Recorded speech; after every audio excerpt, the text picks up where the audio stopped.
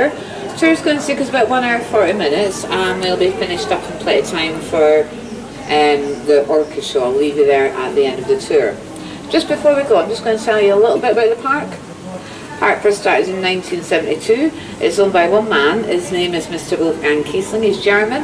And Mr. Kiesling is still very much involved in the park. He still runs it. And believe it or not, he actually lives right in the middle. He's got a house right in the middle. So you can imagine it, imagine it now when the park's shut. Oh, this is his back garden. Lovely, no? As long as you don't have to do the garden. Oh. And when he first started, the park was quite small. It was just this house and a small area around the house. You had 150 parrots, 25 staff, and it only cost 60 cents to come in. So it's gone up a little bit since then. Nowadays we're 10 times bigger. We've got 135,000 square metres of land. And in the park itself, he's now got more than 800 parrots, mainly living in pairs. Now, you'll not often see a parrot on its own. If you do, it's for a reason. Either we haven't found a mate for it yet. Parrots mate for life, but they're quite fussy. So we've got to try a few together till we get two that match.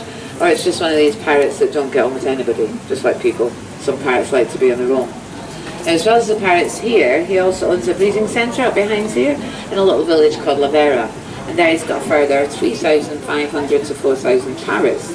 So together with the park, he's got the biggest collection of parrots in the world. He likes parrots. He also owns a 5-star hotel in Puerto La Cruz called the Hotel Botanico, and he also owns another park in the south called Siam Park, big water park in the south. Anybody been there yet? Yeah. A few of you? Enjoy it? Good, no? If you haven't been yet, definitely worth a visit. Siam Park was a Kiesling family dream. After the success here, they wanted to open up something in the south. So the owner and his son, they went all over the world looking for ideas. They went to 50 top water parks, trying out all the different slides. Nice job. Picked out the best ones and brought them back here. 2004, they laid the first stone, and 4 years later, it opened. And last year, they won first prize by TripAdvisor for the 5th year running for being the best water park in the world. We also got a prize here for the 2nd year running. We got first as well for being the best zoo in the world. So for being such a small island in the middle of nowhere, we've got 2 major travel awards, so we're quite proud of ourselves. After doing all this, he wanted to give something back. He wanted to help the animals, so he started up the Loro Parque Foundation. We're going to go there in the tour, so I'll tell you more about that later. It's to help animals that are endangered. Now, one more thing before we go, you might be wondering, why have we got a Thai village in the middle of Tenerife? Well, when they were expanding the park in the early 90s, he wanted a new entrance, and he wanted something a bit different. He was on holiday in Thailand with his family when he got chatting to an architect over there who suggested building the Thai village. But to build it, he had to get permission from the Thai royal family, which he did, and they built up a friendship now, the two families. And it was the Princess of Thailand who came over in 1993, and she opened it up for us. And it was all built in Thailand by craftsmen and then shipped over in pieces. So when it arrived here, it was a bit like a big jigsaw puzzle. And it didn't take long for the people in the park to realise nobody knew how to put it up. So we had to get all the craftsmen to come over, and they built it up for us. And just to give you an idea of the cost, all the gold up there in the triangle is 24 carat gold leaf. That's why it's up there. Just in case. Nobody can reach it. Nobody can reach it, exactly. Have to go back and now be ladders. Right, we're going to set off now. We're going this way first to the new animal embassy, and on the way there we'll have a look at the alligators. I think they're quite hungry at the moment, so let's go. What is it, bro?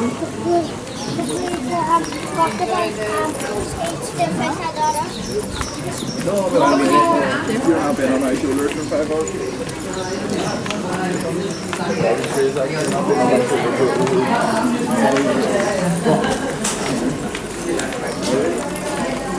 Oh, yeah, going out there.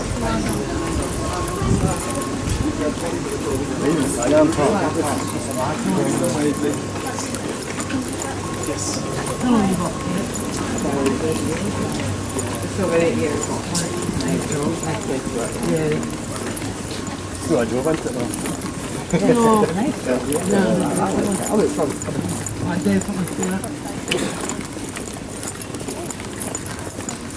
Nice weather, most of the year. We get really late sometimes, but not a lot. Not so nice actually no. Supposed to be outside. Oh, do you stay this month?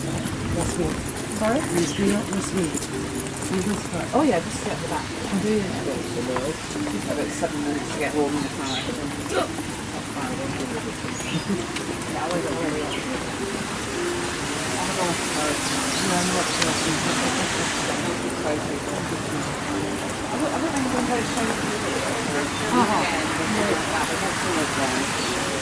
it's quite here, but it's tourist do that. Yeah. I feel like this means having it's quiet. Yeah.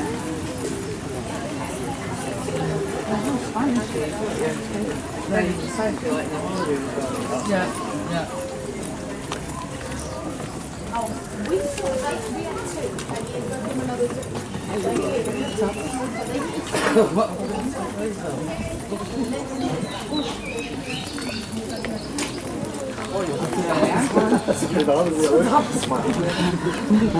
That's not real, that one. I've got alligators in there, just find yourself a little space so you can see them. I've got three. I've got two big ones and a smaller one. I've got that one there as well, that's not real. Big hand in that one. Now originally we only had the two big ones. They used to be in a much smaller exhibit up at the top of the park. But the exhibit was quite small and they were getting bigger, so we moved them down here. And at the same time we got one more. We got this small one at the back there. Now you'll never guess where he came from. He came from a circus. Can you believe it, a circus? Not quite sure what he was doing in the circus. Can't imagine he was doing tricks or anything. Probably just getting looked at. The owner of the circus was a German man. He was retiring and he was looking for homes for his animals. So he got in touch with us and asked if we would take the alligator. So he moved in here beside our two. That was in September 2014. They originate from South America. They live in wetlands like marshes, and the female will build a nest at the side of the marsh and lay eggs, and the babies are born with yellow stripes all the way around their body. And they normally stay with the mum for about a year. In the wild they'll eat anything. They'll eat animals, birds, fish, reptiles, children. Only joking. Here we feed them mainly fish and meat. Fish in the water they don't like. Whenever we put animals together, they're not compatible, so these fish are quite safe. Alligators won't eat them. And also the turtles, they don't like them either. They're a bit crunchy. A bit hard. So they're quite safe as well. The difference between an alligator and a crocodile is their jaw. They've got like an overlapping jaw. So if you look at the one now, you can see his teeth are sort of hanging out over the front of his jaw. Whereas a crocodile, the teeth will be all inside. They've got 78 teeth, and if they lose one, it doesn't matter, they just grow another one. Yeah, they can do that up to 45 times. So they don't have to go to the dentist. Which we could do that as well. Now, same time that we opened this, we also opened Animal Embassy, where we're going to go next. Animal Embassy was an idea of the owner. He wanted to open the park up and make it more transparent, so people like yourself coming to the park can see the sort of love and dedication that he's got for the animals. So in here we've got our vet's clinic, which used to be hidden away, nobody could see it. It's been brought down here, and we've got windows all the way around so you can watch the vets at work. Never know what's going to be happening when we go there. We've also got our laboratory, which used to be hidden away, and we've also got the baby station for the parrots, and that's where we're going to go first. Now we've got quite a lot of babies at the moment because we're at the start of the breeding season. They normally breed March to September, so that's the main season. So we've got lots of small babies, not so many big ones, but lots of small ones. So let's make our way in, have a look at our baby parrots.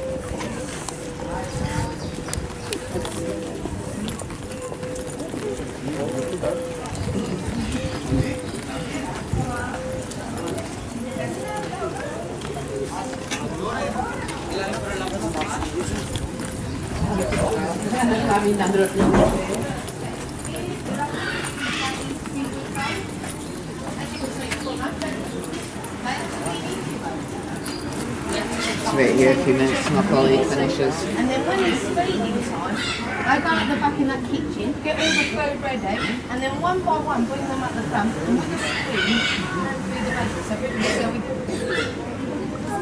So she's fed them already, now she's changing their little names. You hear them the part? Yeah. Yeah, these are the parrots, these are the babies. We do this if natural process is possible. If natural process works, no one presses the mums and dads. We don't interfere. But if it doesn't happen, we have people who are around the party. And if it doesn't happen, this is what we do. Sorry, it's 2 minutes and I'll go.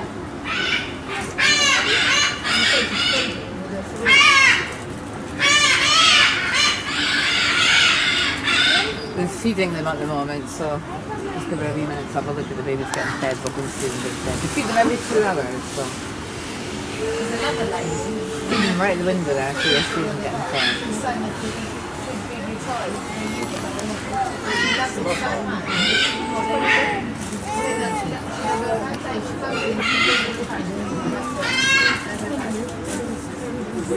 Yeah. Right, you ready? Yeah? Hold it. After this, they've got to do Right, the baby station is in 3 parts. The first part here is where we've got the very small babies, and they're feeding them up the window here, so make our way up, we'll see them being fed.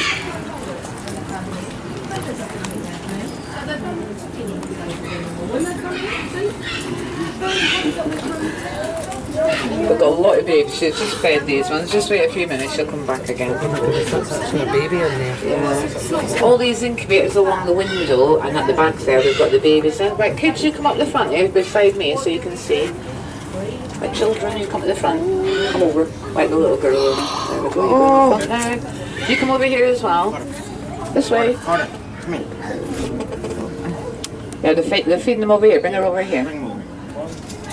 Come over here so you can see. You come at the front there. Can you see from up there?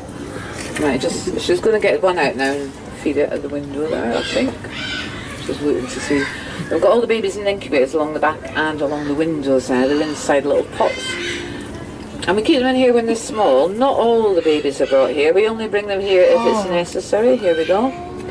We've got the date of birth in the pot there so you can see when they were born. Some of them are only a few days or weeks old. Can't see, it's too small. Can you see those right in the pot there? You go up the window so you can see. Squeeze in. You go up the front, come on. And you go. Full medicine, Right out in, the window. right up to the window. There we go. Right, these ones were born on the 10th of the 5th, so about a month old. Just coming up to a month old, these ones. Exactly a month old. It's the 10th today, so a month old. So you can see they're beginning to get the feathers. They're in the pots there because they haven't got all the feathers yet. But normally keep them in here for about 8 weeks. So time they get to about 8 or 9 weeks, they've got the feathers, and then they'll get moved into either boxes or bins. Big parrots, we put them in bins. Bins are under the counter there, and we've got some in the room next door as well. Keep them in here for the first few weeks while they're small, and we've got to feed them every 2 hours. So they feed them at the window here every 2 hours. So it's an ongoing job. She's got to feed them all, clean them out, makes a little nest for them. And then it's more or less time to start all over again, so they're quite busy. And they do that at night as well. Just like a baby, they've got to be fed at night. So we've got people working here day and night. So these ones, yeah, but same again, they're slightly younger. 14th they were born. So very hungry, look, they're all got their beaks open. These ones have got their eyes open as well. I think these, gonna eat our clothes. These look like cockatoos, I think, the ones on the right. Oh yeah, they are cockatoos. From here they go, as I say, into bins and boxes. We've got some next door that are slightly bigger. They're about 2 months old, but already they're quite big. They've got their feathers. And then we keep them in the boxes till they're ready to fly, normally when they're about 3 months old. And then they'll go to one of the kindergartens. Now, I don't think we've got any, no, we've got nobody in the kindergarten yet. All the babies are still small. Not all the babies are brought here. Most of the babies stay with the parents. We only bring them here if it's necessary, and we do have quite a few at the moment. Is that like when they're first-time parents and don't know what to do, for example? Yeah, for example, yeah. But they're young parents, they don't always know how to bring them up properly, and we have a higher success rate doing it like this. Right, we're going to move around now. We've got our slightly bigger babies around here. Medicine. We've only got a couple. Oh, there we go. Right, you can see there, they're already fully grown, more or less. These were born on the 10th of April, sorry, the 10th of, April. So these ones are 2 months old, exactly. But already they're more or less fully grown. By the time they're 3 months, they'll be ready to fly. And then from here, we take them we start weaning them off the baby food as well. They get baby food, but they also get seeds and nuts and fruit. And then from here, they go to pre-kindergarten and then kindergarten. Now, we've got some in the pre-kindergarten, but we've nobody in the kindergarten, so just round the corner. Coming in.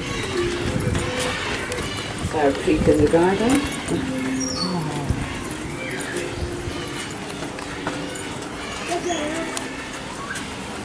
So already they're ready to fly now. They're just going here for about a week just to get used to a bit more space and jumping on the leaves and twigs and things in the rope. And then from there they'll go in here. We've got nobody in there at the moment because all our babies are small, but next week they'll be getting moved in here, and this is where they learn to fly and socialise. We mix them in the babies. We've got 2 or 3 different types here, so they'll get put in here, all mixed together. And then from here, after about 8 weeks, they'll go to their final home. Some of the babies stay with us, but some get sold on. We can't keep all the babies. Between here and the breeding centre, we have something like 1,500 babies born every year.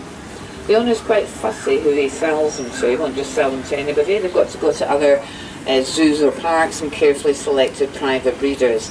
Any money we get from the babies goes to the foundation. It's the foundation that owns the baby station, so they get all the profit. And that goes to helping other animals that are endangered. Isn't he gorgeous, that one over there? I think he likes you. He's having a look at you. Yeah, you like that one? I think he likes you as well. Parrots are very much one-person animals. Do you know anybody that owns a parrot? Normally they only like one person in the family.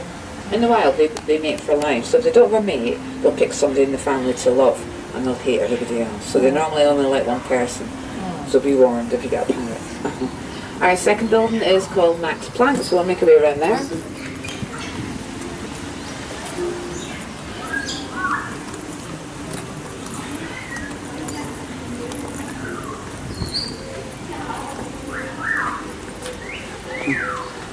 Right, it's fizzling around the corner there.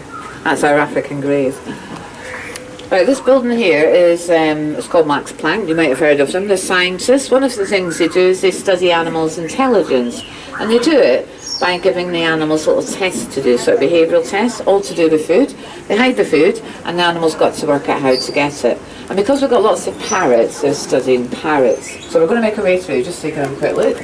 We're not going to stay. If you want to come back later, you can come back. They've got seats inside. You can sit and watch. They've got 5 little rooms.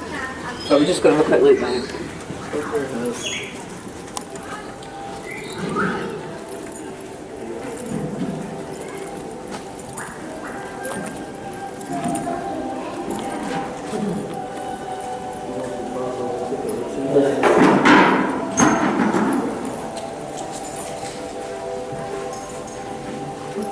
Parrot at the end there. We've got 5 little rooms. Each little room is a different type of test. Not doing it at the moment. There's a parrot in that one. I'm not sure what he's doing. He's got lots of sticks in there. I don't know what he's got to do. He's doing something there with the sticks. You can see the little films as well. And parrots are given little tests to do. Like he's done it now. He's got to pull the stick out to get the food. I think this one's got to pull a certain stick out to get the food. He's having a good look. Yeah, he's wondering about it. They don't always pay attention. This one up here, you can see the food, but he doesn't know how to get it. If they pay attention, they get shown what to do first, and if they pay attention, they normally do it very quickly. They're pretty clever animals. Oh, he's getting taken out now. Off he goes. Done his test. Don't know if he passed it or not. It's quite interesting, right? They're going to give him a demo. So here they're showing the parrot what to do. Pull the paper off. And then you get your food. There we go. So now he's got to do it himself. And he was watching, so he should be able to do it. There we go. Straight away, look. Gets the paper. Pulls it off. And in he goes. So if you want to watch it live later on, you can always pop back and they'll be in there. Best time's in the afternoon. After 3 o'clock's the best time. You can sit at the front there and you can watch. We're going to carry on now. We've got our African greys outside. That's the one that was supposed to live before, so we're going to look at that.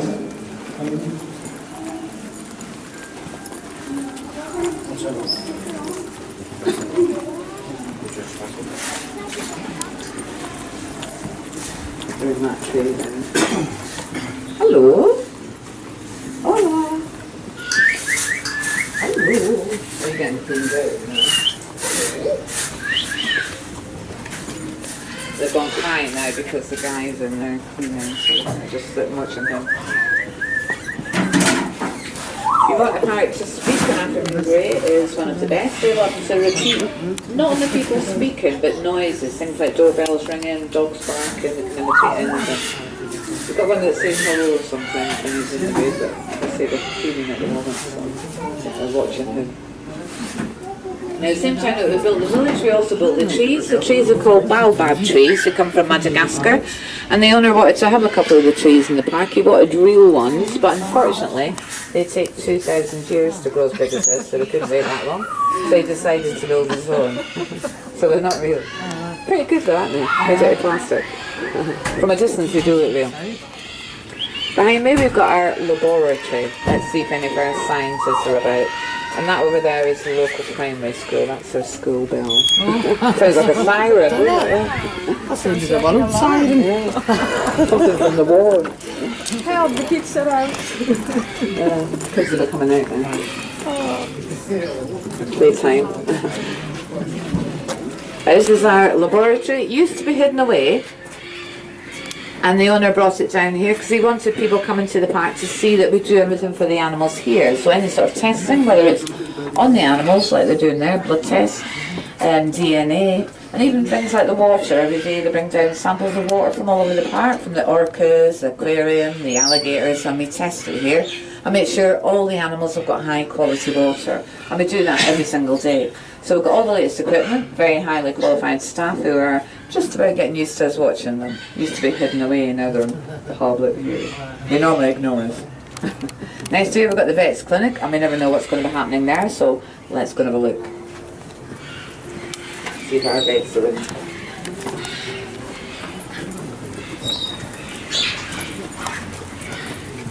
Yeah, watch your head in that room, guys. Like jumping.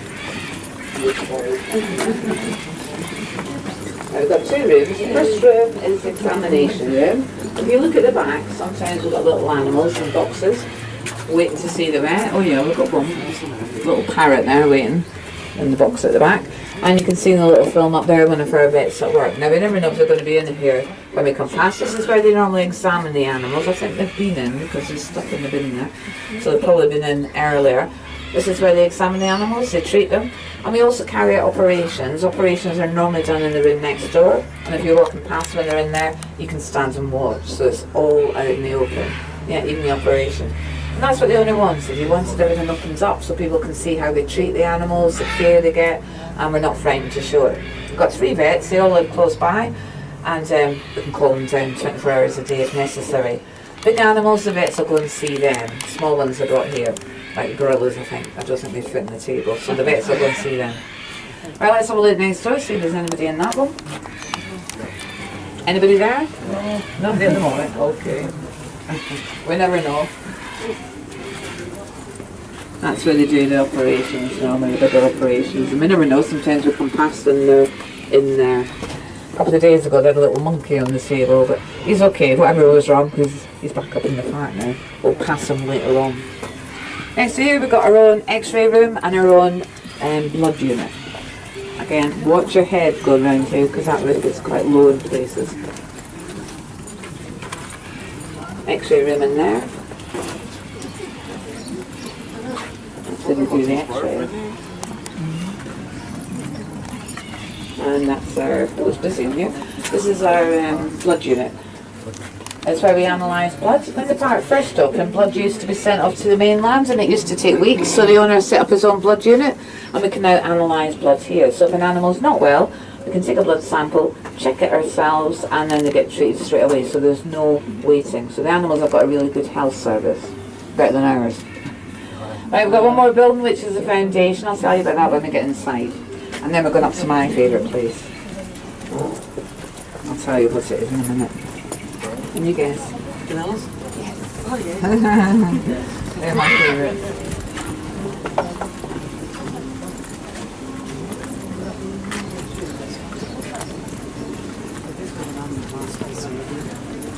Oh, you can get an annual pass as well. I thought you could go for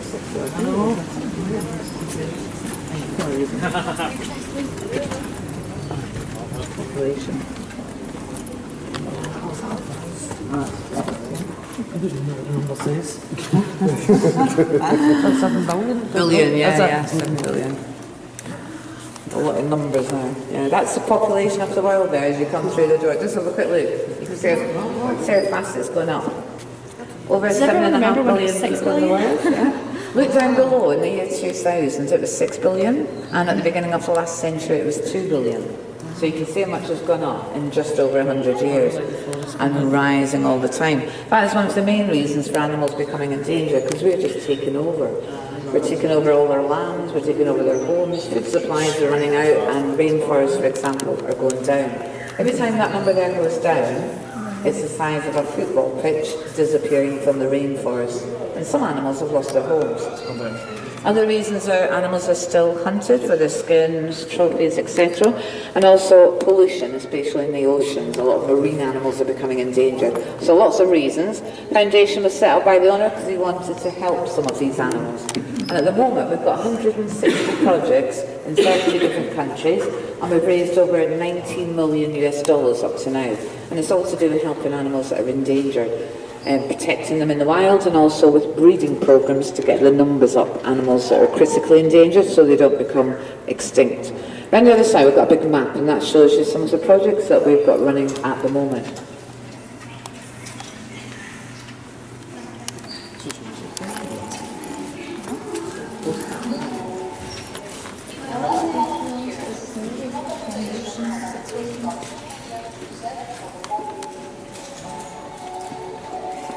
Later on, if you want to come back, it's quite near the exit, so maybe just before you leave the park, someone spot back and look around, there's lots to see in here. And you can go on the computers, and that tells you what all the different projects are about and how much money we've put into them. And our staff, they all speak English as well. If you've got any questions, you can ask them. Foundation's non-profit, so we've got sponsors, people will recognise a few. We've got a few British ones there. We've got Chester Zoo, Manchester University, St Andrews University, lots of other ones. They help to pay for things like office staff, office space, administration. So any money coming into the foundation goes 100% to the project. And just by coming to the park, 10% of your entrance fee also goes to the foundation. So you've already contributed just by being in the park. So thank you for that. And then we've got two foundation shops. We've got the big one here, and we've got a little one up by the tulips. Anything you buy here or there, all the money goes, all the profit goes to the foundation, 100% of the profit. So if you're thinking of buying something later on, see if you can find it in here, and that way you know your money's going to a good cause. But you have to do it later because you're with me now. I'm going up to my favourite place, which is the gorillas. And we're going behind the scenes there as well, so let's go.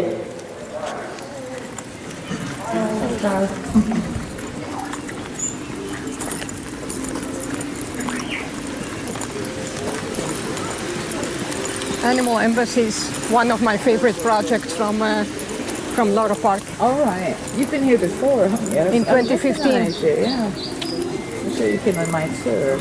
Yeah. I recognized your face, but I was wondering if you would recognize me back. No, I do recognise you.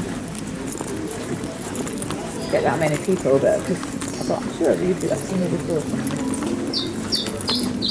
So when was the last time you were here? 2015? Yeah. Okay. Well, we've got a few new things. We've got our new lions. Yeah, the hippos. The hippos, yeah, they're new as well.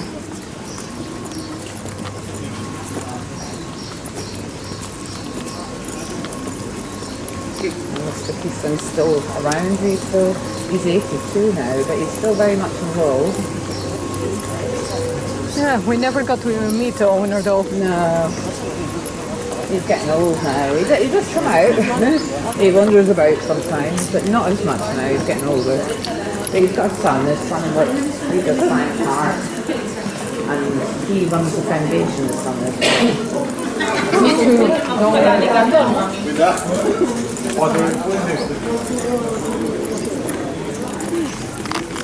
Too bad that I will never get to meet the owner, shake his hand, be like, you are a great conservationist. Yeah, he is. We all should be like you. Exactly. I always say he should rule the world. Only. Yeah, and then the world would be a much nicer place.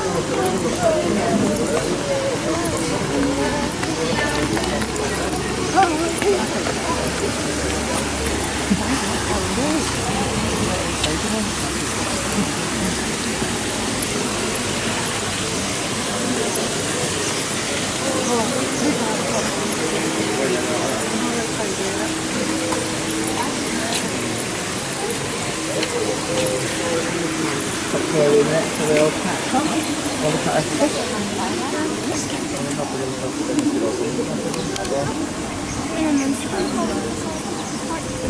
I've got a Japanese koi carp in there. These are quite collectible, especially in Japan. People collect them depending on the colour and the size and the design. It can fetch anything up to 100,000 US dollars for one fish, so a lot of money. Ours aren't worth that much, but they are worth a few hundred euros each, quite expensive. And they can live till they're about 70, so they've got quite a long lifespan.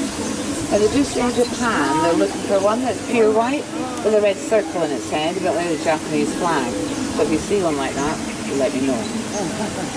I'll help you fish it out. Another reason is because they are known as a love fish. So if you give them to a newly wedded couple, they are supposed to be more fortunate in life and all that because of having that special fish. That special fish, quite collectible. Has everybody been up this way already? No, right, this is where they take photographs. Not when you're walking about. They've got some open zones in the park, but you have to do it. Yeah, go stand there and have it. While we go through the trees here, this is where they take the photos. You might have seen the photos in the bridge when we came through. You take your photo and they put parrots in front of you. Parrots are not here, they just put them on the photo. And then when you come out at night, your photos on the wall. Photos are optional, we'll take the photo, stick it at the wall, and then it's up to you whether you buy it or not. So we'll get that done now as we I was go. wondering where you were.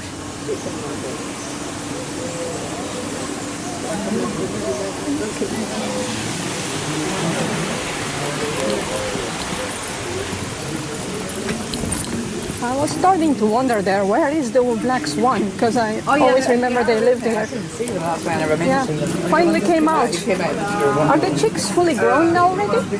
Yeah, we've got we've had a few families. Yeah, some of them have been moved. Some of them are in the south, some have gone to Gran Canaria. Okay. We've only got the two now. You're going to get photo taken, yeah? You're not bothered. No, it's stuck on from my hair, but not yet. Right, just go through them.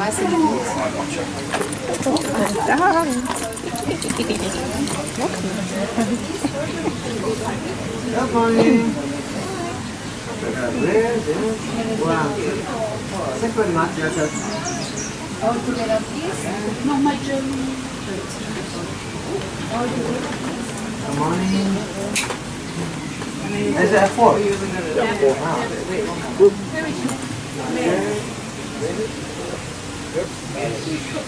Hello. Red puppy. Tada. One more. Second family.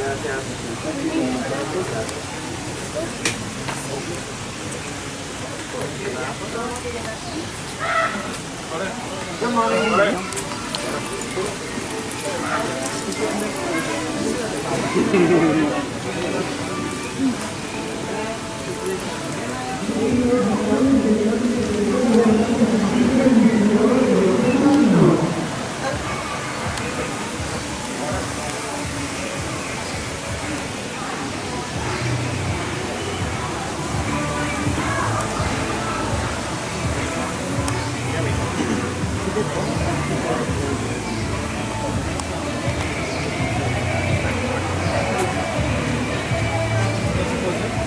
It's a windy morning.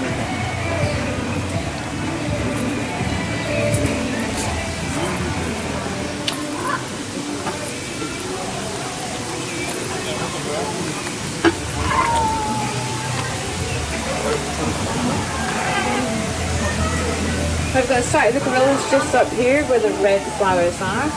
These birds in here, just quickly, these birds are part of our foundation. They used to be classed as critically endangered, but with the help of conservation, we've managed to get the numbers up from just over 200 in the year 2000 to more than 1,400 last year.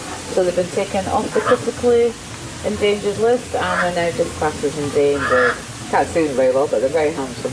Blue as McCall. I've got starting with our list here. Let's see if we can see any. There's the one at the top there. Can you see any? Oh yeah, there's one at the top there. You can just see his hand. Where that first tree is at the top, just below it to the right, you can see his arm or his leg. Oh, I can see that. Can you see it? See that road behind there? You can see that. This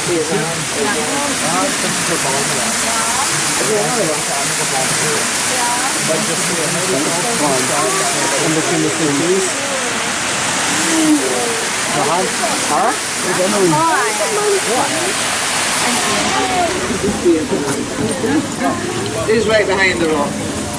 We've got quite a big area. It's 3,500 square metres, so we've got more places further up where we can see them. We've got 7 gorillas. All the gorillas are boys. We've got no girls, so it's a male bachelor group, all boys together. I think that's probably Aladdin, because he sits up there quite a lot. Aladdin is our dominant male. He likes to sit up there and watch what's going on. I think that's it. Oh, he's just gone now. So I'm right behind the rock now. A little bit further up we've got windows. Now normally at the window we've got a gorilla called Noel who's a bit of a poser, so we should see him. So let's make our way up to the windows.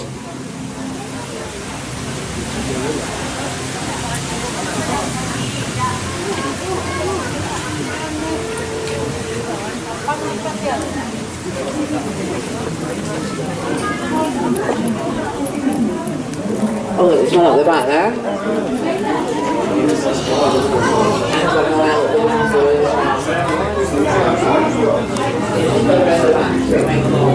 That's Noel at the window, he's just having a little sleep there. He's the one that we call the poser. He likes to sit at the window, watching everybody. And that's his favourite place.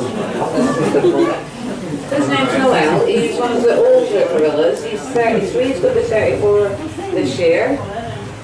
And that's quite old for a gorilla. In the wild, males especially don't live much more than their early 30s because they fight. They get thrown out of the family by younger males and they fight for dominance and then they sort of go downhill after that. So they don't live much more than 30. Females can live a lot longer because they stay in the family group. Here, and in other zoos and parks, the gorillas can live longer. Yeah, there's one going over the back there. That looks a bit like, that's Kaburi. Kaburi is one of the younger ones. Here they can live longer because we treat them for illnesses and we also look after them when they get old. How long are they? Our oldest one is 47. Yeah, I've got one called George. That's quite a long, yeah, that is really old. If he was a human, he'd be about 90. Yeah, this one's 33, he'd be about 70. Yeah, that's Kaburi. Kaburi's 12, he's going to be 13 this year. So he's just coming up to maturity. You can see he's quite big. He's a bit of a teenager. So he likes to run around beating his chest. If he comes over here, I think Noel will probably get up and move. Because Noel won't want to fight him, he'll just want to keep the peace. He's having a look, you can see him, you can hear him up the back there, so he's just keeping his eye on him.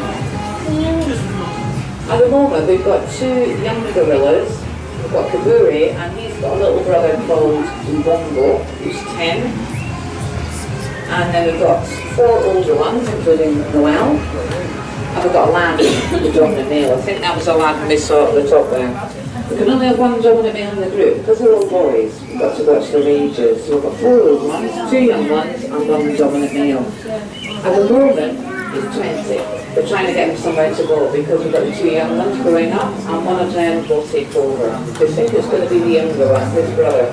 His brother is actually bigger than him, although he's younger and he's more assertive as well, so we think he'll take over. So at the moment we're trying to get Aladdin somewhere to go, looking for a zoo somewhere that needs a male, so he can have a chance to go to a family. That's what we're doing at the moment. I'll tell you more about that when we go around the back. During the day, all the gorillas are outside and we hide things for them. So if they get hungry, they've got to go and forage and they've got to go looking for the food. So they're not just sitting about all day, they're quite lazy. So they've got to get up and move. And we do that with all the animals, we hide food. They get the main meals round the back. Behind the big wall at the top there, we've got bedrooms, and that's where they sleep. And we've got the kitchen, that's where we prepare all the food. So we're going to go round there shortly. I'm going to show you the bedrooms, I'll also show you what they get to eat, and I'll tell you why we've only got boys. Right, we've got one more opening, and then we'll go behind the scenes. So my group, let's go.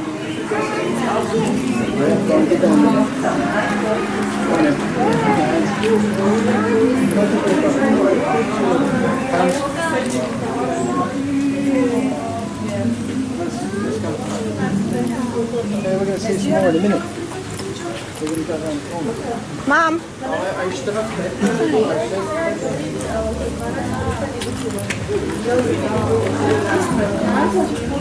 To byśmy tak chcieli po cudach, no bo będziemy hlavně.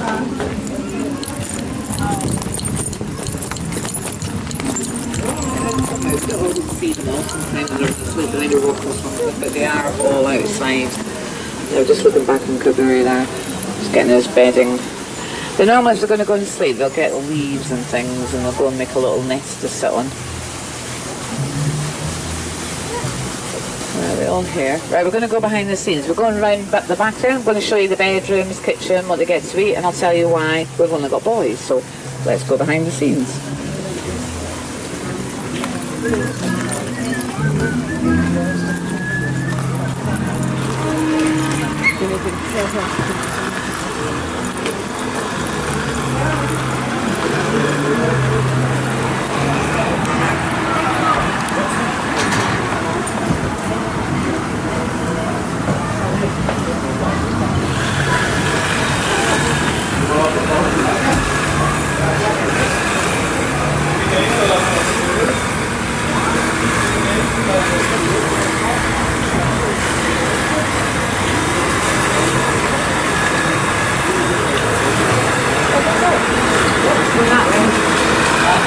Yeah, we're going this way. Hay mucha gente ahí. Yo estaba Laura ahora.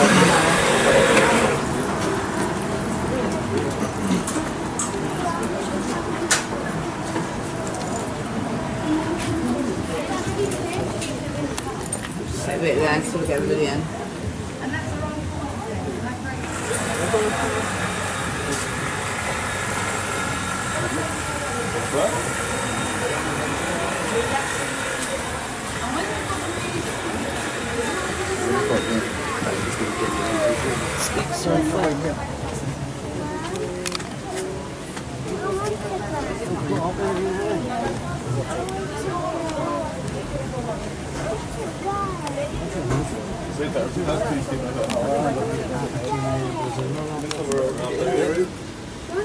Let's get wait a wee minute for that other group to finish down there.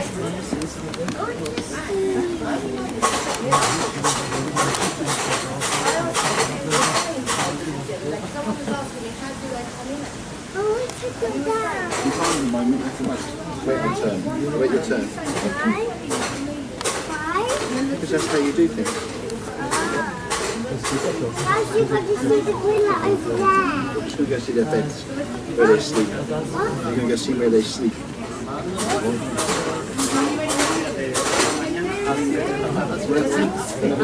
Ahora se ve como una hotel a las 12. Normalmente.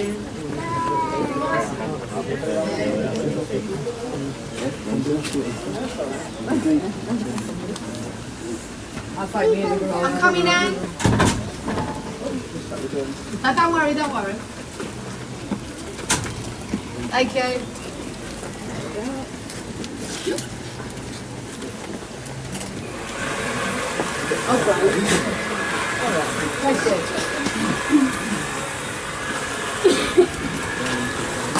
Okay, right, just before we go right down, when we do go down, we're not allowed to go over the yellow line at the kitchen door there or the yellow line at the back. And I'll quickly tell you why we've only got boys. I'm not allowed to put my mic on here either. We've got 7 gorillas, they're all boys, but there is a reason. Normally in the wild, the gorillas live together as a family, and they have a leader who's called the silverback. He's like the big male, he looks after the family. And then the rest of the family would be females and children, there'd be no other males in the group. As the children grow up, any boys amongst them, when they get to about 7 or 8, the leader will get rid of them, he'll throw them out, and they've got to go off and look after themselves. And the reason for that is they're going to be a threat to them when they get big. So he gets rid of them when they're quite young. Sometimes it might be the leader when he gets old. You'll get a young male coming back that's matured, and then maybe a bit of fisticuffs. And it might be the old one that gets thrown out. So you end up with very young males and older males wandering about on their own.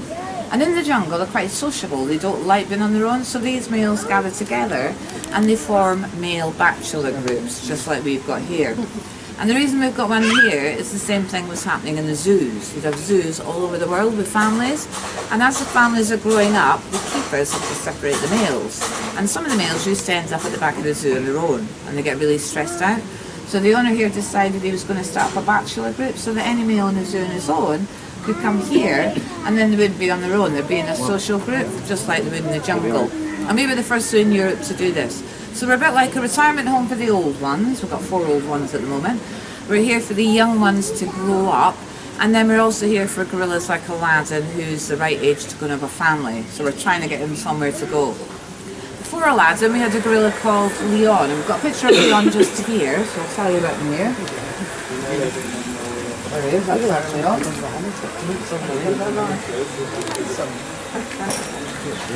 He used to be our dominant male. He came here when he was small and he grew up, and when he was 18 he got the chance to go to a zoo in Brazil. They were looking for a male. He was the right age, so off he went. That's him in a big box on the airplane, fast asleep. And when he got there and woke up, he got a nice surprise. There was 2 ladies waiting to meet him. There he is, settling in, getting on very well with that one. That was 8 years ago. We have heard back, they sent us a picture. So he's the big one at the back. There's 2 ladies, and each lady has got a little baby. You see there? There's a little girl, she's not looking. There you go. You see there? There we go. So he's at the back there looking very proud of himself. So that's what we are. We're like a male home group. We don't own the gorillas. They belong to the zoos where they came from. We're just like looking after them. All the spare males can come here. And we do have 2 spare rooms at the moment if anyone's interested. Yeah, males only. They're quite nice.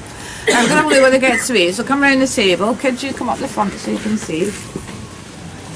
Right, you come over near the front so you can see. Do you want to see what the gorillas get to eat? You come over as well. Over a wee bit. Got all the food there. For breakfast, each gorilla gets a big basket like that. Imagine getting all that for your breakfast. Could you eat all that? It's a lot, isn't it? You could you? I eat yogurt. Oh, you eat yogurt, that's fine, yeah. But you couldn't eat all that fruit and veg, could you? No. Not all together, it's a lot, isn't it? Well, they get that for the breakfast. They also get cereal. I like water. Oh, you like water as well? Do you like cereal? They get cereal. It's like a baby cereal. You like that as well. They have it with milk, and they get all different flavours, but they're like the banana one bit. I like some milk. You like milk as well? They get soya milk. And do you know what else they get before they go out? They get a cup of tea. Do you like tea? Yeah. You do? All right. And mummy. And your mummy does, does she? And daddy. I think everybody likes a cup of tea, don't they? Well, not tea like we get in the UK with milk and sugar. They have chamomile tea or mint tea. It's good for the digestion and we cool it down. And they have it, do you know what they have their tea in? They have it in a baby beaker so they don't spill it. Because the gorilla would spill it otherwise, so we give it in a baby beaker. So you can imagine the big gorilla in the morning with his baby cup, and his cup of tea. And then when they're outside, we hide things. Little bits of fruit and veg, nuts and dried fruit, and monkey chows, they're like biscuits, oaty biscuits. And we hide them. You like biscuits? Well, we hide them to get the gorillas moving about. Do you know what else we've got outside? We've got these outside. They're called yogurt. This is what we use the yogurt for. We put the yogurt inside there. Yeah. And then it's outside, inside the tree trunks. And the gorilla will come along, get himself a stick or a bit of grass, and he dips it in the holes and eats the yogurt. And they do something similar in the jungle with ants. So get a stick and they dip it in the ant's nest and eat the ants. So it's something similar for them to do. But rather than ants, we give them yogurt. It's much nicer. Chimps have got them as well. So if you see a chimp or a gorilla sitting on a log doing that, you know what they're doing. Having a bit of yogurt. Occasionally we put jam in just for a change, once a fortnight maybe, unsweetened jam. Then they come back in, they have another big basket of fresh fruit and veg for their dinner. They get boiled rice once a week. That's good for the digestion, and they have bottled water for drinking. In the room they've got a water fountain, so if they want to drink at night they can turn it on, they know how to do it. Also they've got like a little bed where they sleep, it's like a shelf. They don't like sleeping on the floor, so we've given them a shelf. And when you look in, you'll see on the shelf they've got straw, and then hanging up they've got leaves, and they've got paper. And they use the paper and the leaves and the straw to make a little bed. So they come in, they have the dinner, make the bed, and then the keepers put on some nice soft baby classical music, and that just helps them drift off to sleep. They're normally sleeping at 7:30 and they sleep right through till 7:30 in the morning. Then they get up, have their breakfast, cup of tea, and then they go back outside. Not a bad life, no? 12 hours sleep, what more can you ask for? Right, we can only look through that window there, so just take a turn about, go and have a little look, take a photo if you want. All the rooms are the same. That's a list of the gorillas we have at the moment, the name, date of birth, the weight, and where they came from. As I say, we don't own them, they belong to the room where they came from. We're just looking at them. We're a male holding, and they are endangered. These ones come from the lowlands of West Africa. There's only about 200 left in the wild, so they're critically endangered. So it's a fact that they're right.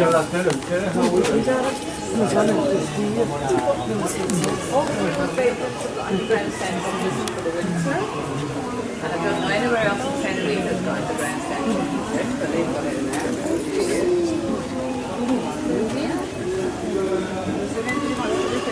That's the spare room.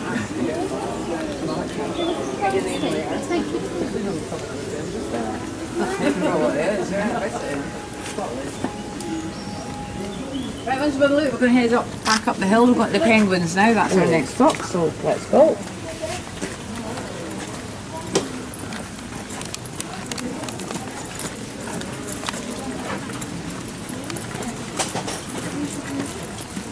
Might as well be a luxury hotel for life. It is, yeah. If I were a gorilla, I would be like, sign me up for Loro Parque. Well, if you're going to be in the zoo, yeah, definitely. Why do the boys strip each other out if it's for social good?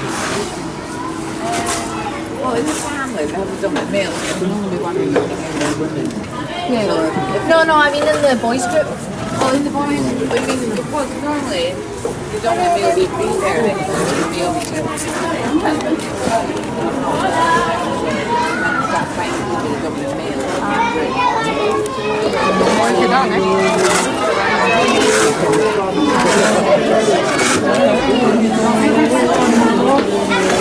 You didn't time that good.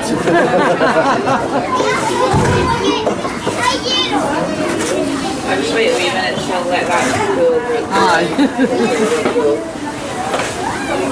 Go quick.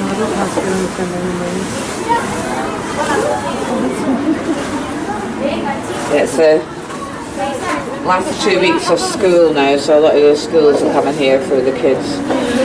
Right, we're going into Planet Penguin. We'll just give them a wee minute to get through. We've got 2 exhibits. We've got the smaller one, the first one is our Humboldt penguins, which are subtropical, so they come from a hot country, not a cold country. So inside there it's nice and warm. That's the first exhibit. And then we're going to go to the Antarctic. Now to get to the Antarctic we go through a tunnel, and when we come out the other end there is a moving floor which we stand on, and that takes us round nice and slow, so you get a good chance to see all the penguins. In the Antarctic at the moment it's winter time, so we've got the lights dimmed, so it's a little bit dark through there. So when we go through the tunnel, just be careful when you get out the other side, when you're getting on the moving floor, it's a little bit dark, so just be careful getting on.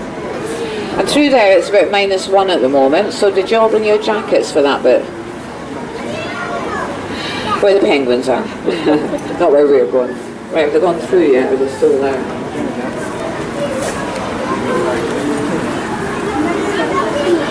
Right, we've got 3 windows here. What we'll do is we'll make our way in as best we can. The kids will be moving in a wee minute. And then make your way up to the 2nd or 3rd window just so we don't block the entrance. So 2nd or 3rd window, and then we'll wait till the kids go.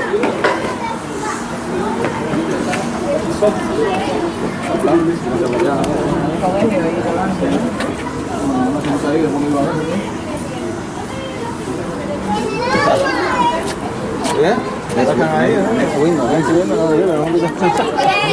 Se está hablando de las cosas.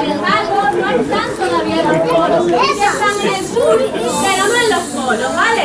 Por eso aquí no vemos hielo, sino que vemos un acantilado con sus rocas y sus cuevas donde ellos hacen sus nidos, ¿vale? Estos pingüinos pueden estar a una temperatura de hasta 25 grados, ¿vale? Como la que hay más o menos en Canarias. Entonces estos son una especie de pingüinos. Estos son una especie. We got quite a lot of school parties coming up. School next to something like that.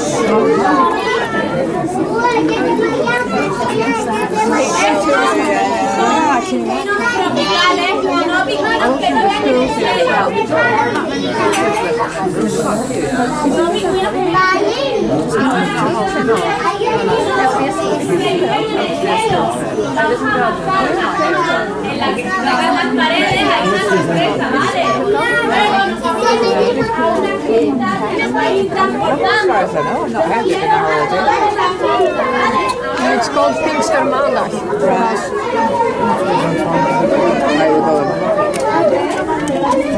Right, the kids are going, so make your way up to the window as best you can, so you can have a look at our Humboldt penguins.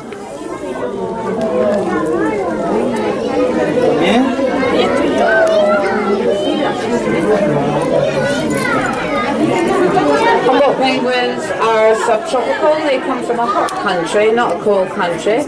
So inside there is nice and warm. They've got special feathers for the heat, not for the cold. They nest in little caves, so up at the top of the rocks we've got lots of little caves for them to nest in. And they've got the little steps at the side. They eat little fish which is in trays behind the rocks at the back. In the water you'll notice we've got some very big fish. All the fish in the water are bigger than the penguins, so the penguins don't eat them. And later on when we come out of here we're going to go in a big circle. We're going to come out down below here. At the back of the water at the bottom there is a window, so you'll be able to look in and you'll see all the big fish underneath. We've got stingrays as well, and we've also got some guitar sharks. We're going to go through the tunnel. Yesterday the moving floor wasn't working, they were doing maintenance on it, so I'm not sure if it's working today. If it's not working, we're going to walk around. We've got seats in the middle, we'll go to the seats in the middle. But if it is working, we'll get on it. So we've got to go together, so we all get on the floor together. So look, let's start moving now before anybody else comes. On the way through the tunnel, just to get yourselves in the mood, touch the white walls. Funziona la cinta?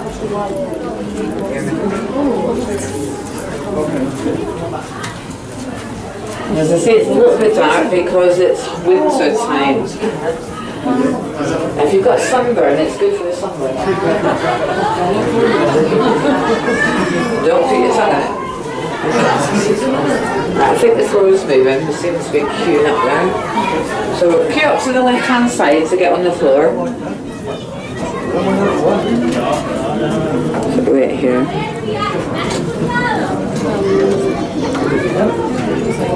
Yeah, you can take the buggy on. Oh, who's got the buggy? You can take the buggy on the moving floor, just wait for a big enough space. Start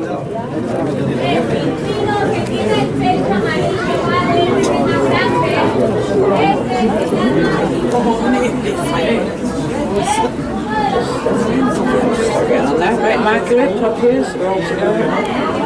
On you go.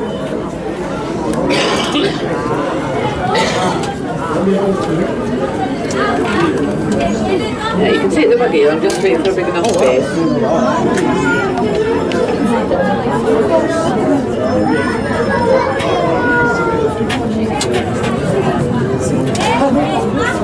Now you've got the temperature up there, which is -1 in the air and about 12 in the water.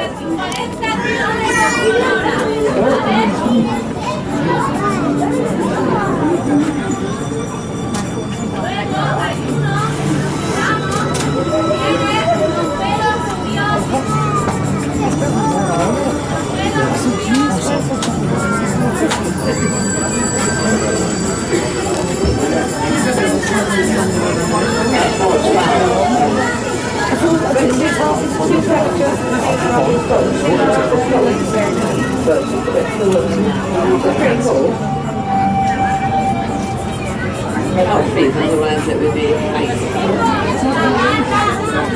At the front door, we've got snow, that's all snow there, yeah, that's real snow. We've got snow machines on the road. It's a bit difficult to see at the moment because we're in the middle of winter, it's dark, but we do have snow falling down. When we get round a bit you can see it because it's a bit lighter at the other side. In here we've got 4 different penguins, all from the Antarctic. The smallest one we have is called the rock hopper. There's some in the corner and just up in the rocks on the left-hand side. These little penguins, they're rock hoppers. They're the ones with little yellow tufts coming out of their head. If you've seen the film Happy Feet, they're the ones out Happy Feet. Oh, my favourite film. And then we've got the biggest penguin, the king penguin, the one with the orange on its head and chest. They're normally always on the bottom, they don't go on the rocks. And they tend to nest in big groups together. They lay an egg at the feet and they keep it warm in a fold of skin. Normally it's the male that looks after the egg. After laying the egg, the female is exhausted. So all the females go off fishing, go for a long walk off to the sea to fish, and they're away for quite a few weeks. Oh, we've stopped, just stay there, it should start, there we go. Start again. Unfortunately, we've got little red buttons which are at children's level and children's festival, so probably some of the little kids have dressed up.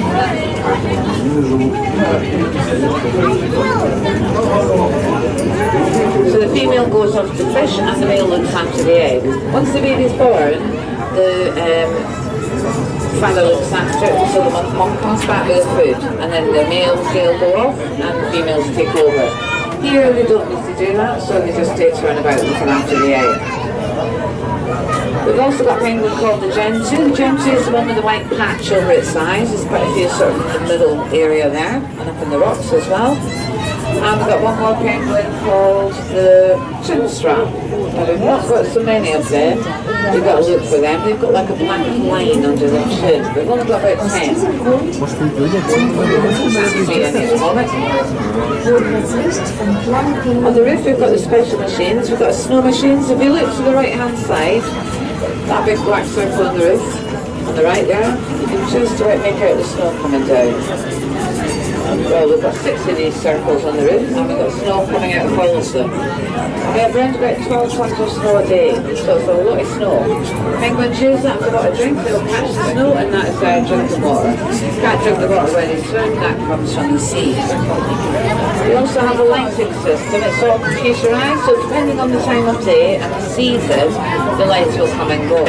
So if it's morning, noon or night, summer, winter or spring. And they do that so the penguins know more or less what season it is. As I say, we're in winter at the moment. Their winter their summer is November to March. We're in winter, March to November. And that's also their breeding season. They breed between November and March. If you want to see the baby penguins, you've got to come in January. That's when we've got all the babies. So it's a good excuse to come back again. And it's also very light. It's nice and light in January, so you can see the penguins a lot better. Also the roof, we've got an air filtration system which keeps their air cool and clean. Mine is warm in there in the air, more or less, but the air is spotless. In the Antarctic they've got no pollution, so we've got to make sure everything inside there is spotless, including the penguins' air. We also have to make sure their food is clean, so we give them oily fish in the North Sea, but we freeze it. By freezing it, it kills the bacteria. Fish is in trays just behind the rocks at the front there, and they can come along and help themselves whenever they want. And we change it every 2 hours. You quite often see boys in there changing the fish, cleaning, moving the snow. Snow falls into little mountains, so we've got to spread it about. And also cleaning the glass at the front there as well. All the penguins have got tags on, that's just for identification, so we know who they are. If the tag's on the left, it's a male. If it's on the right, it's a female. That's a quick way of telling what sex it is. And some of them have got ribbons, coloured ribbons. The coloured ribbon is for the keepers. If you want to find a certain penguin or group of penguins, they put coloured ribbons on them and it just makes it easier. There's a lot of penguins in there. You want to find one, stick a ribbon on it. As well as keeping the penguins' air clean and their food clean, we've got to keep all that water clean. All that water that you see in there comes from the sea originally. It's all cleaned out before it goes in here, and then we've got to keep it clean, so it goes through a big filtration system down below here every 20 minutes. All that water. And to do that, you need a lot of machines. And that's where we're going to go now. I'm going to take you down underneath Planet Penguin, just to let you see our filtration room, just to let you see how many machines we need, just to keep the penguins water clean. So my group, if you want to come off the moving floor, and we're going to go behind the scenes.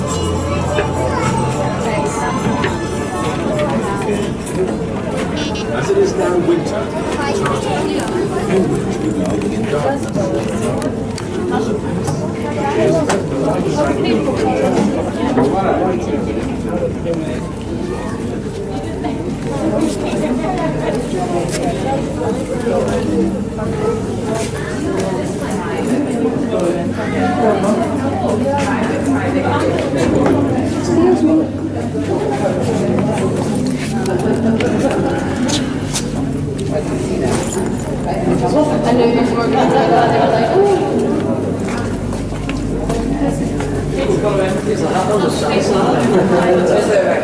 If you want, you can leave the buggy there.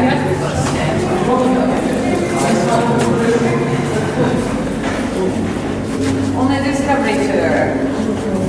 Solo Discovery. Spaniel, English, German? Deutsch. If you do police, yes, private, yeah, you should go out. ¿No sabes eso? Yeah.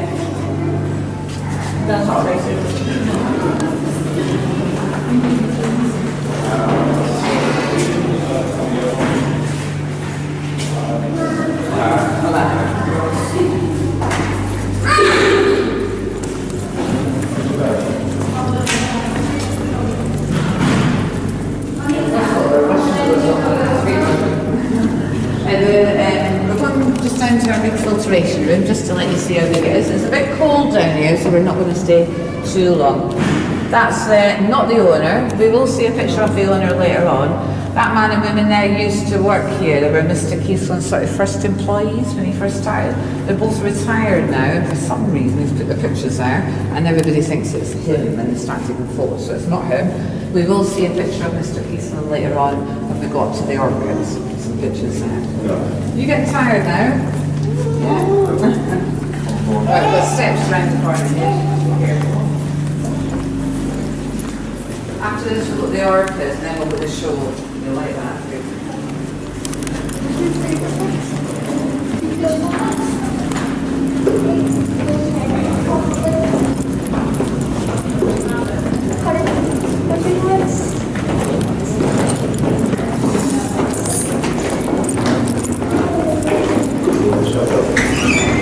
How old are you? 6.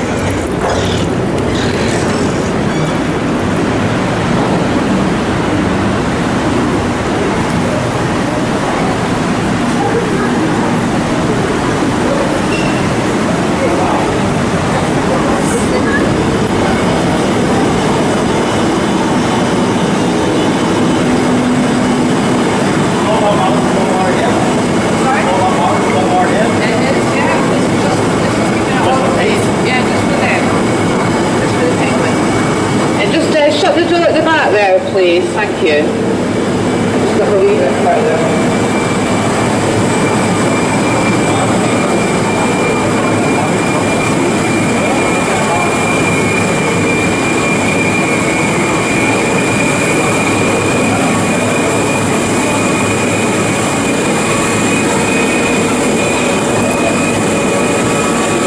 Bit chilly. But we're now under the penguins. This is all the cold water going around here. That's how we're cold. Penguins are up there, and this room here is just for the penguins, and it's just to keep the water clean. Orcas, dolphins, they've each got their own filtration room. This one's just for the penguins. All the water for the whole park comes from the sea. Originally we've got pipes that go right down into the ocean, so we bring up all our own water, clean it out, and then it gets used throughout the whole park. So even in the toilets where you wash your hands, all that water comes from the sea, and it's been cleaned out by us, by the park. Penguins water, once it's clean, it goes into the penguin area, and then we've got to keep it clean, so it comes down here.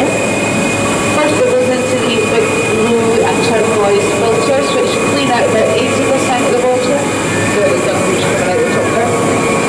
And then from there, it goes over here, where we've got sand filters. You can just see them at that there. Biological sand filters. So the water goes through the sand, and that cleans out all the bacteria, and it's all natural, there's no chemicals, and it's one of the most modern systems in the world. The owner wanted to get installations that weren't going to harm the environment, so he spent a lot of time and money getting systems like this one. Once we've got the water clean, we then cool it down, and then it goes back upstairs. And every 20 minutes, all the penguins' water passes through here, and that is all this room does. So they've got a complete change of water every 20 minutes. Quite perfect, huh? And for a machine room, it's pretty clean. One thing the owner is very strict about is cleanliness.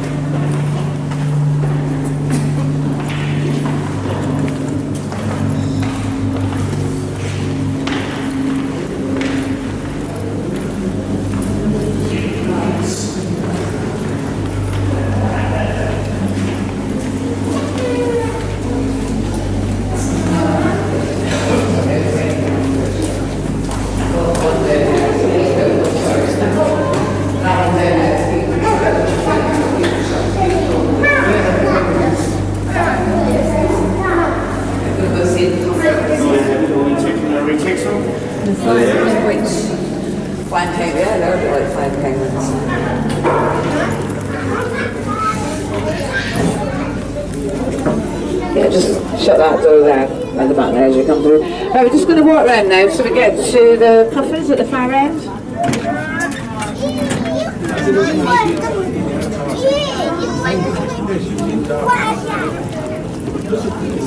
To respect the left side of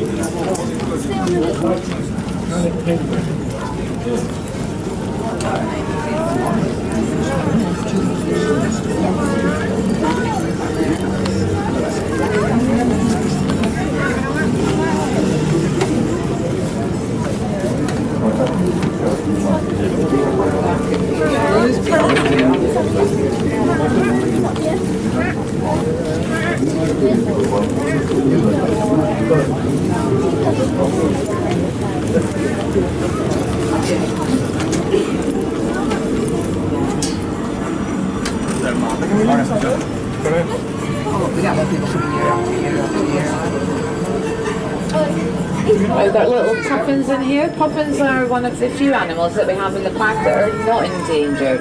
The reason we have them is they're on a study program. A lot of zoos do study and research into animals. So in the future, if they do become endangered, we know how to look after them. These ones come from Iceland, and over in Iceland, they hunt these birds for food. They're allowed to hunt up to 150,000 a year for food. So although they're not endangered, the numbers are dropping every year. They're getting a little bit less. And they only go there to breed. They're only there for 2 or 3 months a year during the breeding season. The rest of the time they live in the sea. Ones we've got here, we've taken from that quota, so we've actually saved them by bringing them over here for the study program. Zoos are a bit like a safety net for animals. If they do become endangered in the wild, if we've got them in the zoos, we can start breeding them, get the numbers up, and then when it's safe to do so, start reintroducing them back into the wild. But to do that, we need to know how to look after them, so that's why we've got them. We're learning all about them. And we've got them about 7 years now. We've got some babies that were born here. Babies, or the younger ones, have got light coloured beaks. As they get older, they get darker. And the face as well. The darker the face, the darker the beak, the older the bird. Yeah. They're very cute, aren't they?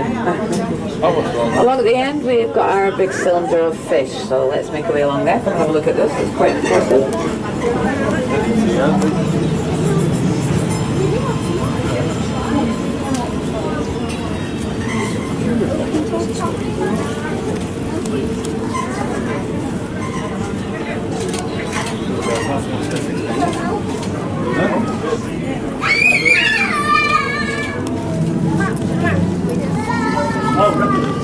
Fish in here are just for display. They're not food for the penguins or anybody else. They're just here for us to look at. The cylinder itself is 8.5 meters tall, 4 meters in diameter. It was built in Colorado in America. It took them 3 months to build it and 1 month for it to be shipped over. And when it arrived here, it was all in one big piece. We couldn't find a crane big enough to get it into the penguin area, so we had to borrow a crane from Gran Canaria, the biggest crane in the Canary Islands. It's made out of acrylic, which is like a hard plastic, and it's about 10 centimeters thick. Little fish inside are called silver mini fish. We've also got stingrays. Now they're normally down the bottom somewhere. We've got a couple. And we've got some starfish as well. We're going to go down there, so we should see them when we get down. Stingrays, if they're not swimming about, they might be hiding. They hide under the sand. They bury themselves. You have to look for them. See a stingray. Well, let's make a way down and see if we can find the stingray. Just see them where we can have it.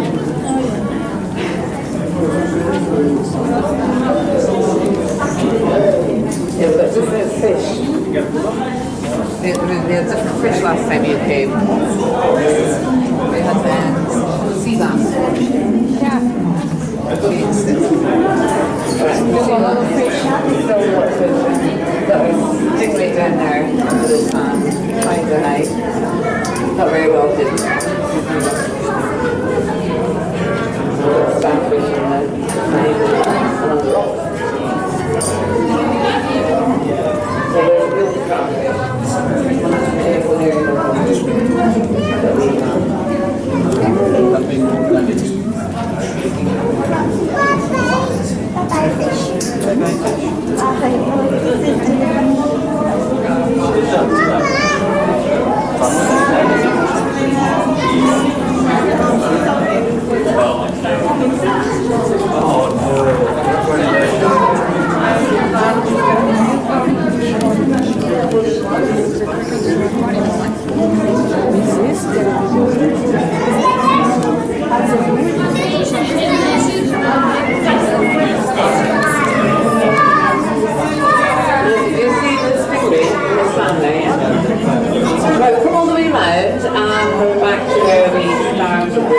I'm now underneath the first penguin. This water here is the humble penguins underneath. And sometimes if you look up, you will see penguins at the top if they're in the water.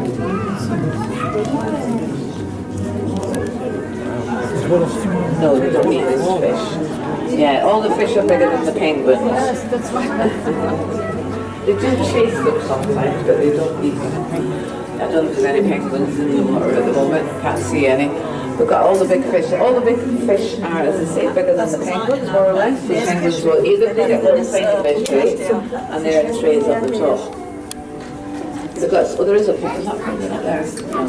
We've got sea bass up near the top. We've got a big grey fish called the shade fish. You can see him there at the front there. We've got stingray on the bottom. We've got that swim fish coming over there with the lips. That's treble. And we've got one called the guitar shark. Now they're normally on the bottom somewhere. They look a bit like a shark, but they're not sharks at all. They come from the stingray family. They just look a bit like a shark. They've got fins. You can't see any. They're normally on the bottom somewhere. The glass here was made by the same people that made the cylinder. It's built in two pieces. We've got a join in the middle. And if you look at the join, you'll see how thick it is. 16 centimetres thick. 16, yeah, it's really thick. Made out of acrylic, yeah. It's got to be strong, a lot of water in there. Acrylic. Yeah, acrylic. Very hard plastic. Yeah, mass, I think, would be. It's curved as well. And it was transported from, same place that made the cylinder, it was transported over at the same time. Yeah. No penguins in the water at the moment. Right, we're going to make our way up to our final stop, which is the Orcas. I'm going to leave you at the show, but before that we're going in the tunnel under the pool, so let's make our way up there.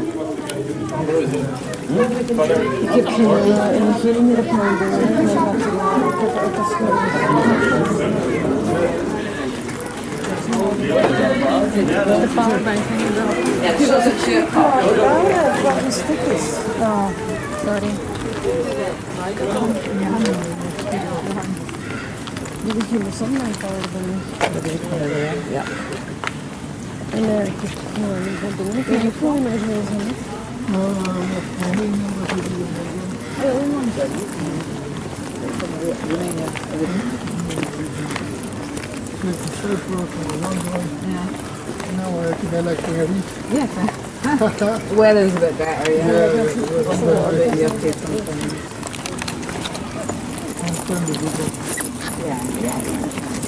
Vale, dus zo is kan ik als we de weg komen. Nee, wat niet aan. Zo heb ik het.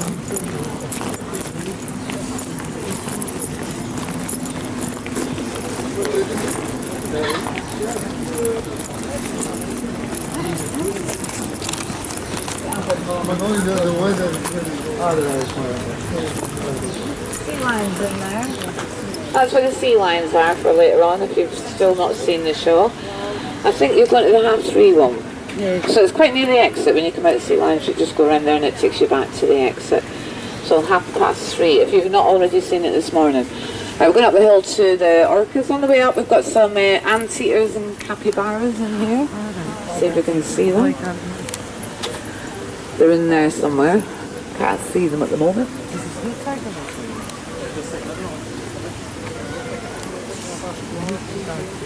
I think they're all hiding. Oh, there's one of the anteaters at the back there. He's massive, isn't he?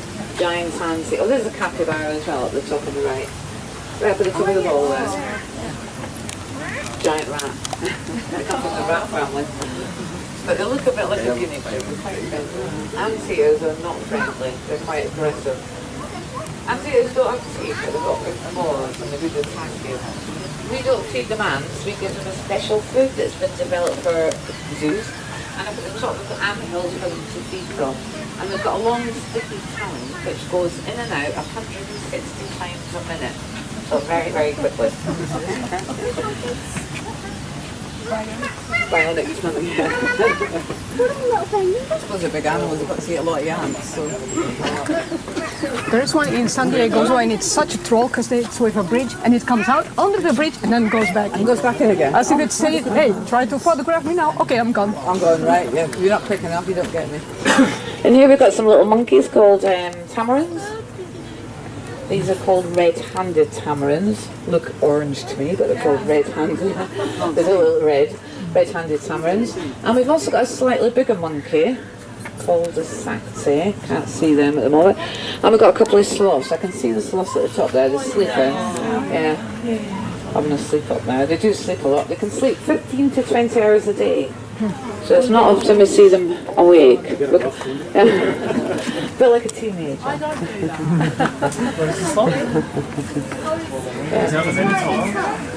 I think they're both up there actually. I think they're both in there. Just see one of the heads, but I think they're both there. But his feet hooked on the roof. Oh my god, I see him, yeah. Yeah? So next time you pass, have another look. They might be up there. They're normally on the roof when they're wandering about. Sloths, tell you something strange about sloths. They're very slow moving. They don't like going down on the ground because they're so slow. It's quite dangerous for them, so they normally always stay up in the trees. But they do go down in the ground when they want to go to the toilet. But because they're so slow, they've also got a very slow digestive system, and they only have to go to the toilet once a month. Once a month. There you go. Useless information. And here we've got some more little tamarins, ginger ones. They're called golden lion tamarins. There's only about there. We've got two. There's two, a male and a female. And they're gorgeous. They come from South America, same as them. They're quite rare. There's only about 1,000 left in the wild, so we're hoping to breed them. We've got a male and a female, so we're hoping. We had the female for about a year, and we got the male about we got him about a year ago. So they've been together about a year now. So fingers crossed. Imagine what the babies will look like. Must be Scottish or Irish with that hair colouring. Right, we're nearly at the orchids, just round the corner.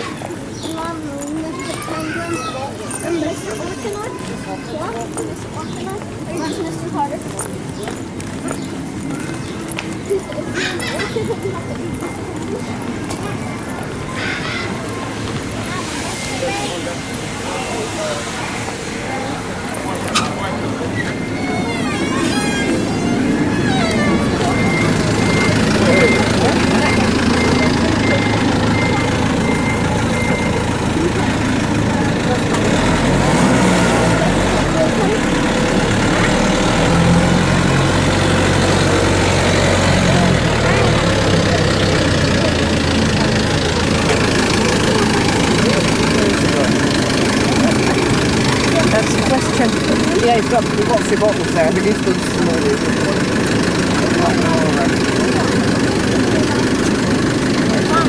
Yeah, just come in a bit. So just get